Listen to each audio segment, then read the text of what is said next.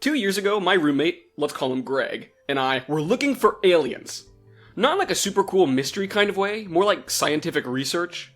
You see, it was part of our community service requirement for our scholarships to take part in a citizen science project, which is essentially just helping researchers with work that would otherwise take up a ton of time. We looked around at a different couple of them, but when we found one that had us looking for aliens, you know we had to pick that one. The way it worked is that we would spend our time listening to audio files recorded from deep space and sort them into different categories. You know, nothing too crazy. Click. Click. We did this for a while before eventually learning that the telescope that was recording all of the space audio was only a 4-hour drive away from our university. We both had the same idea. Road trip! We decided to take a trip out and visit it over Thanksgiving break, in late November. One of our other buddies studying astrophysics, Bob, even agreed to go with us. We were super excited to go see the super advanced, giant, huge, humongous, large telescope.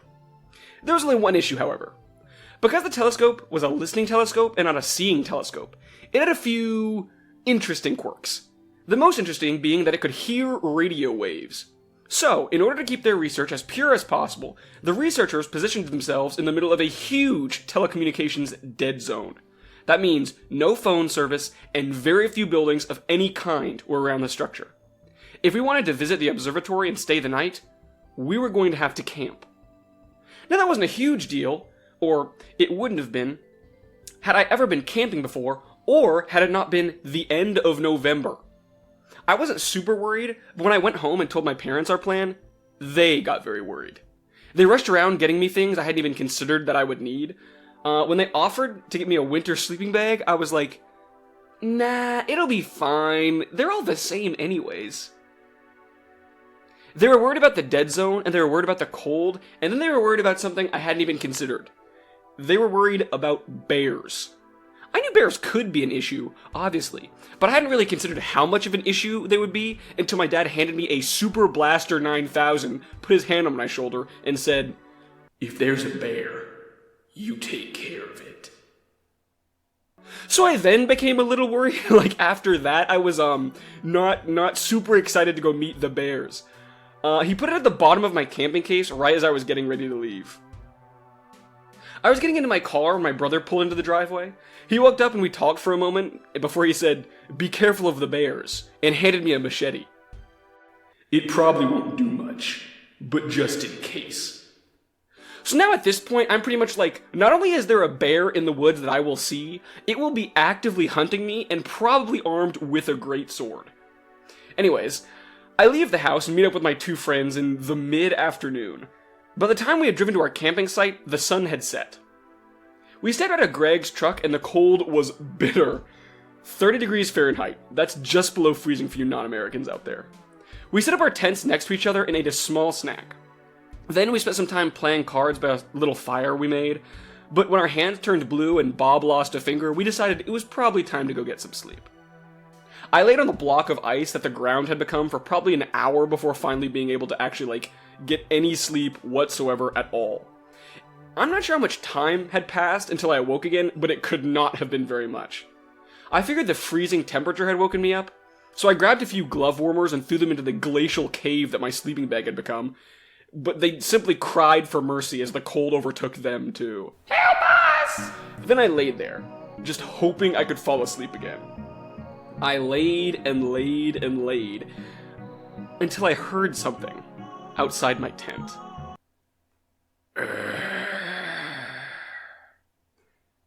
Instantly, I was frozen a second time, this time with pure fear. This was it. The bear was here. I hoped I had misheard. Maybe I was just, imagining things. Could the cold do that? I don't know. I bet it could make you crazy after enough time out there. I just waited, praying I wouldn't have to go full Rambo on a creature double my size. When I heard it again, this time I was sure that there was a bear out there.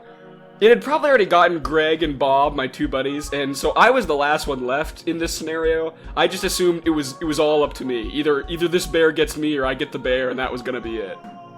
I slowly turned over in my sleeping bag to defend myself, but when I looked around my tent, I couldn't see my camping case.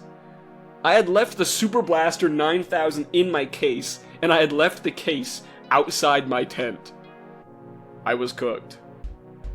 I felt around my tent until I found the machete. I knew it wouldn't do much against my foe, but I wasn't going down without a fight. I'd make my final stand and at least reach Valhalla a hero or something, I don't know. I clung to the iced-over handle of the giant sword that I was given as I listened through my tent door, prepared to strike at any moment.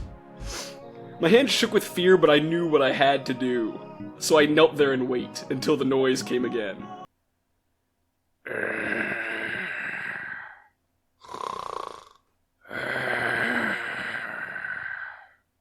That's when I realized Bob, whose tent was closest to mine, had been snoring. There was no bear. The only creature of the night around was my friend's potential sleep apnea. Obviously, out of pure embarrassment and hatred, I had to take him out anyways.